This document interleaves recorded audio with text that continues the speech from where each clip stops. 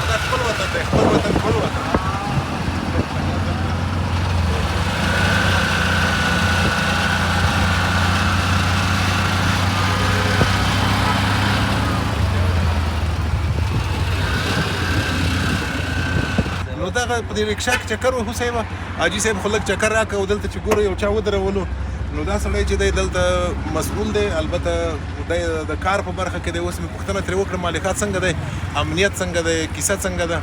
دی وایي چې مخکې دلته چا کیسه کوله چې په دې ځای کې به د شپې خلک وژل کېدل او اوس لکه چې داسې راپورونه نه درځي چې څوک ووژل نه انشاءالله دومره اوس راپورونه نه راځي الحمدلله اوس ډېر امن راغلی. مخکې به دلته خلک د شپې نسو درتلی اوس الحمدلله امن دی ګرځي سره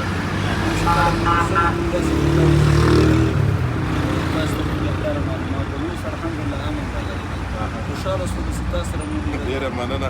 دا سړی به ډېر نه ځوروو ځکه چې دی وظیفه لري او نور ډېرې پوښتنې نه ترې کوم کېدای شي د ده لپاره مناسبه نه وي دومره خو دا سړی په دې برخه کې مهم سړی دی او د امنیتو اخوا دېخوا او جنایتکاران پیدا کوي رانیسي نو تا ته کامیابي غواړو.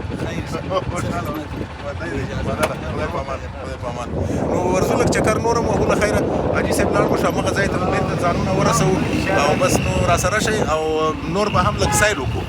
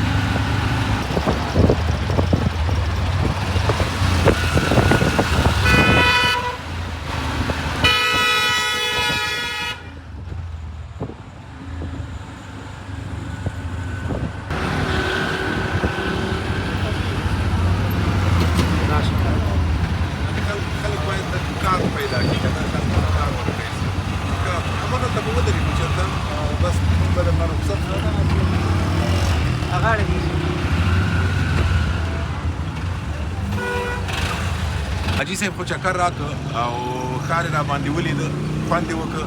حاجي صاحب لږ څه ځان په اړه کې به راته ووایه څومره وخت کېږي چې دا رکشا چلوې څو کاله کېږي؟ ما خو انشاءالله پنځه دېرش کاله پېښور کې رکشا وچلوله. بېشک نو دا معنا ده چې اوس یې په پټو سترګو چلوې.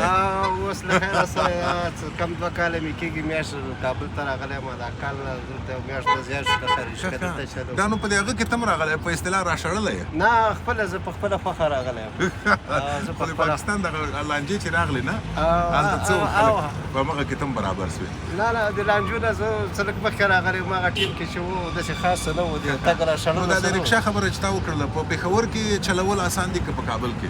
یا دلته خو انشاءالله چلول دلته مزه کوي خپل وطن ته ولې او اصول او قوانین څنګه هلته به په عذابولو مو که نه که څنګه؟ په عذابول هلته یارو دا پیغیر وختونه چې هغه چا سره نه وو د پازابولې بیا هم زما د سپینې ګیري احترام یې کوم ما سره ډېر داسې چا دلته خو به دې نه پازابوي ترافیک او پولیسو داخله دلته را سره ګزاره کوي داسې یو نیم پیدا شي بعضې وخت کې داسې لږ ذره سخته کوي نو را سره ټول طالبان هم ګزاره کوي او ترافیک هم ګزاره کوي دا مخکې ویلي چې بل کار هم کوي که همدا دی یوازینی کار دی همدا دی ټکسي هغه چلوي والله چې رشکه څو مده مخکې ترافیکو رشکه نیولې وه او بیا هم څه دیاړي ماړي کور کې هلته یې 13 ورځې کار وکړو هغه خبره لاسونه ماسونه هم پکې دا د پوکړه پوکړو بس همت به کوو انشاءالله ولې ورېده مننه حاجي صاحب د ودان افغانستان په هیله په همدې ځای مو په خدای سپارو روغ اوسئ